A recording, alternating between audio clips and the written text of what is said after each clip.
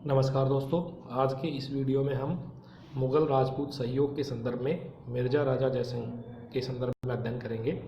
कछुआ राजवंश के राज शासक मानसिंह के पुत्र मिर्ज़ा राजा जयसिंह, जिनका पहले नाम जयसिंह था या हम उन्हें जयसिंह प्रथम के नाम से भी जानते हैं।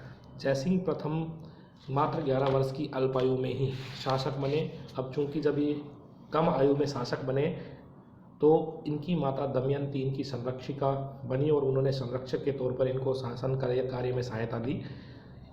जयसिंह का मुग़ल शासकों के संदर्भ में दो शासकों के संदर्भ में इनका समकालीन थे, एक शाहजहाँ और एक औरंगज़ेब। वैसे कुछ समय के लिए जहांगीर के समकालीन भी थे, क्योंकि 1621 में शासक बने। 1621 से लेकर 1627 तक के जहांगीर के समकालीन रहे। चूँकि जहांगीर के समय इनकी उम्र ज़्यादा नहीं थी, इसलिए कोई विशेष कार्य नहीं कर पाए। शाहजहाँ के समय इनके संबंध शाहजहाँ से बहुत अच्छे रहे और शाहजहाँ ने इन्हें 1638 में मिर्ज़ा राजा की उपाधि दी। अर्थात जयसिंह प्रथम जो है उनको मिर्ज़ा राजा की उपाधि किसने दी? शाहजहाँ ने। और इनको कंधार अभियान पर भेजा। कालांतर में अब शाहजहाँ के अंतिम समय तक ये शाहजहाँ के वफादार बने रहे और जब शाहजहाँ के पुत्रों में उत्तराधिकार संघर्ष हुआ तो इन्होंने उत्तराधिकार संघर्ष के प्रारंभिक चरण में दारा शिकोह की ओर से भाग लिया और दारा शिकोह की ओर से भाग लेते हुए बहादुरगढ़ के युद्ध में 1658 में दारा शिकोह और शुजा के मध्य जब युद्ध हुआ तो शुजा के खिलाफ दारा शिकोह की सहायता की। लेकिन बाद में इन्होंने अब युद्ध की परिस्थितियों के अनुकूल समय की मांग को देखते हुए औरंगज़ेब के साथ हो गए और दारा शिकोह के विरोध हो गए। औरंगज़ेब के साथ होने के कारण कालांतर में इनके औरंगज़ेब के साथ संबंध अच्छे रहे और औरंगज़ेब ने भी इनको महत्व दिया और औरंगज़ेब ने इनको सबसे महत्वपूर्ण जो कार्य दिया वो शिवाजी के विरुद्ध अभियान दिया।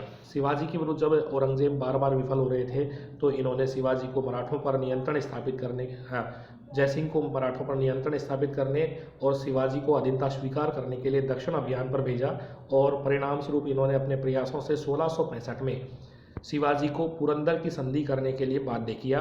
11 जून 1665 में शिवाजी और औरंगज़ेब के प्रतिनिधि के तौर पर मिर्ज़ा राजा जयसिंह के मध्य यह पुरंदर की संधि हुई, जिसके तहत शिवाजी ने औरंगज़ेब की अधीनता स्वीकार कर ली। शिवाजी ने अपने 4 लाख की आय वाले 23 किले मुग़लों को दे दिए। शिवाजी ने मुग़ल दरबार में उपस्थित होना स्वीकार किया और शिवाजी ने अपने पुत्र संभाजी के नेतृत्व में 5000 सैनिक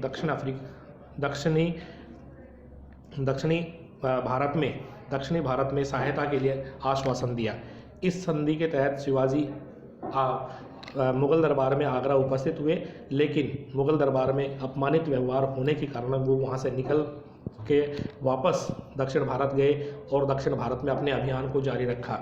दक्षिण भारत अभियान के दौरान ही वापस लौटते समय बुरहानपुर में 1667 में मिर्ज़ा राजा जयसिंह की मृत्यु हो गई थी। मिर्ज़ा राजा जयसिंह ने केवल राजनीतिक उपलब्धियां ही नहीं बल्कि अनेक सांस्कृतिक उपलब्धियां भी प्राप्त की। उन्होंने अनेक सांस्कृतिक कार्य भी किए, जैसे स्थापत्य कला की अगर हम बात करें तो स्थापत्य कला में मिर्ज़ा राजा जयसिंह ने जयपुर में जयगढ़ के दुर्ग का निर्माण करवाया।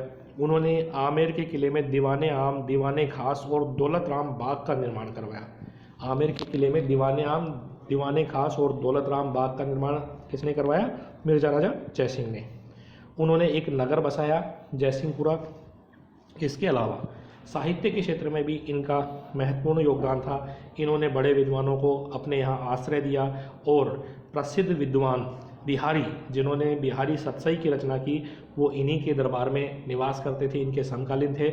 इसके अलावा राम कवि, जिन्होंने जयसिंह चरित्र की नामक पुस्तक रचना की, कुलपति मिश्र जो बिहारी के भांजे थे और 50 से अधिक पुस्तकें लिखी।